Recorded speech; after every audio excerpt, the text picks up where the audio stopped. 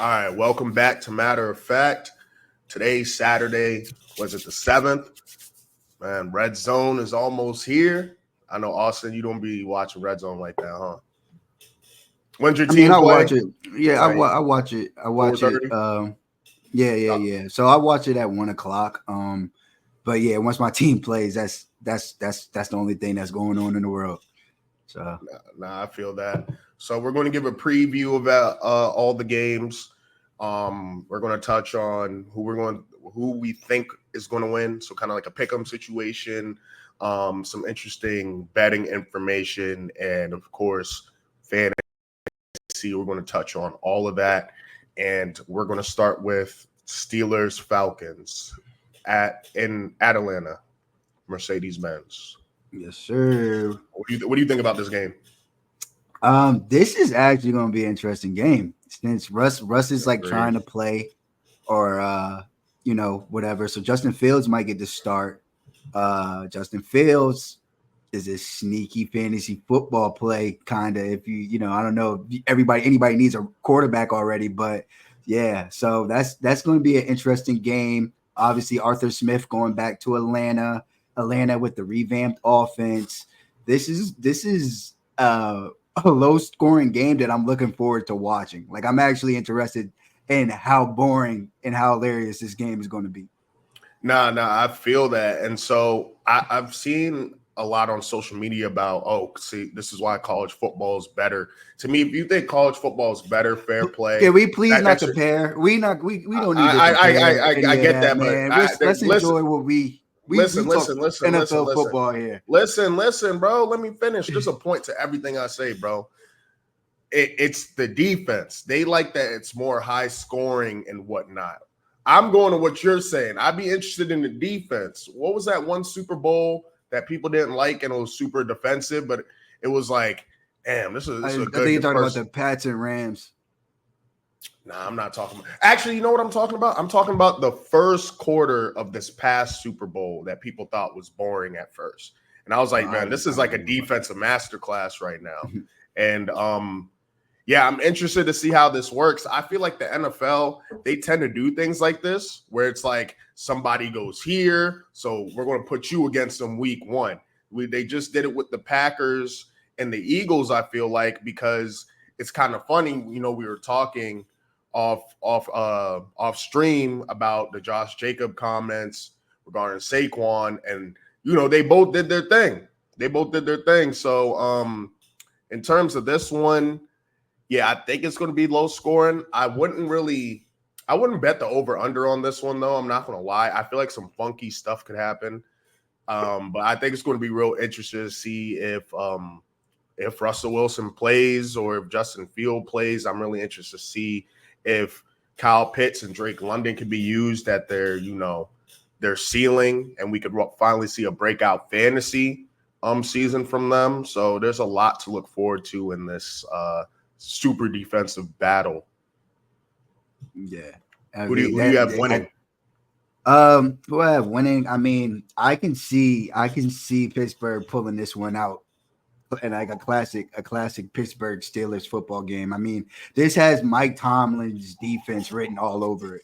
And this is a Najee Harris ugly 71 yards and a touchdown type feel to it. If Justin Fields is the starter, I could see him throwing for like 171 yards, but like having, maybe 50 yards on the ground or something like that. And these guys just kind of the defense being able to get some type of like a strip sack fumble or some type of interception on the other, on the other person's 50 to where the offense only has to go about like 30 yards to get a touchdown. I just have a real defensive feel. So, like I said, I just think Mike Tomlin's name is written all over this football game. Gotcha. So you'd probably take the Steelers to cover that 3.5. Sounds like you might as well put that in a parlay. Yeah. I mean, it's something. That's a very public bet though. Like that's like one of the hottest bets out right now. True. So do you know what it started at? I think it started at 3 or 3.5. I think I would take it if it was at At 3.5, I would definitely take That's the hook. That's Pittsburgh. perfect. Right. That's what I'm saying. That's what I'm saying. Just because it's the hook. But like if it was at 3, I could see people slamming. I could see people slamming Atlanta. Or 2.5. Yeah. I could definitely see people I'm slamming glad Atlanta. you said that because I have like I told you I guessed the lines before. I'm not I'm not saying I'm reinventing the wheel, but I thought it would be Atlanta 2.5. To be honest, so I was like one away. Yeah, What getting interest. fantasy wise, who we got? I think Jalen Warren is questionable still. Is he? Nah, he's playing. He's playing. He's I think playing. I think he's even healthy. He might even be healthy. Okay, I think you're happy with both of those backs. You would start George Pickens if you don't have a better option. It's not my, I don't know. It's weird. It's weird. It's like it's why Austin said what he said. It's like I don't know. So George Pickens was on my no draft list. I'm not drafting him. Like he was on my no draft list. If there's anybody that I'd feel confident about starting, though, if you picked him up in the later rounds, would be Pat Freiermuth. Though I think he's going to have a good game. I think he's going to be that safety blanket.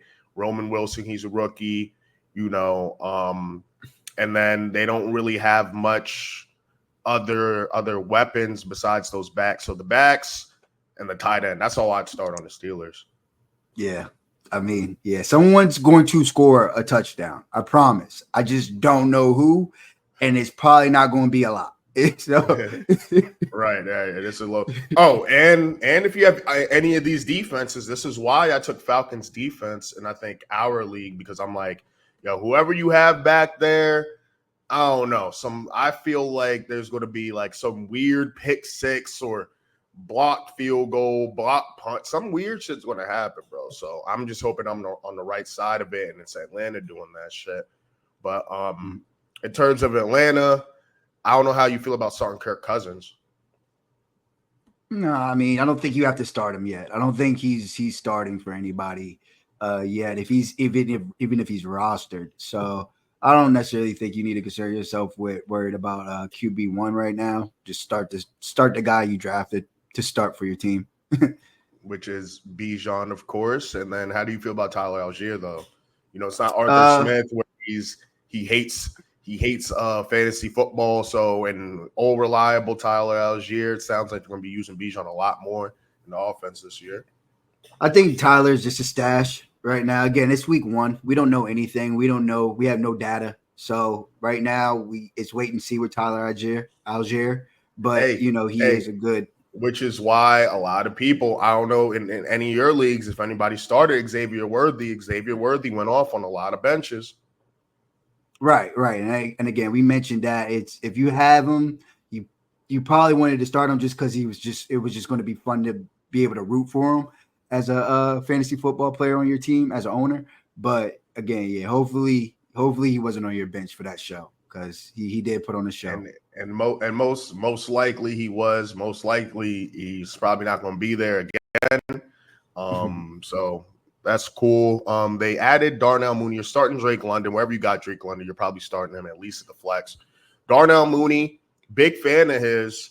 That's a little sleeper joint that I'd probably keep on my bench though. Just see how he works within the offense. And of course, you're starting Kyle Pitts if you got him because you had to get him pretty early, I feel.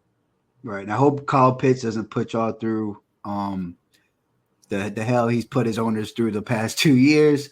He says that he's healthy. He's on my list too. Go. But one thing I will say about Kirk Cousins is we have to remember that he has supported a star running back, a star wide receiver, a wide receiver 2, and a tight end before. He is able to feed his pass catchers, and it hasn't gotten in the way of the running back. So don't be surprised if he stays healthy and everybody's able to eat. That's what we're kind of all banking for, and we're excited about it. But yeah, I think that everybody that you drafted to start for the Falcons should start, and Darnell Mooney is a solid pickup if you picked him up because he might be able to be a weekly flex option for you. Nah, for sure. So all right, let's scoot by them.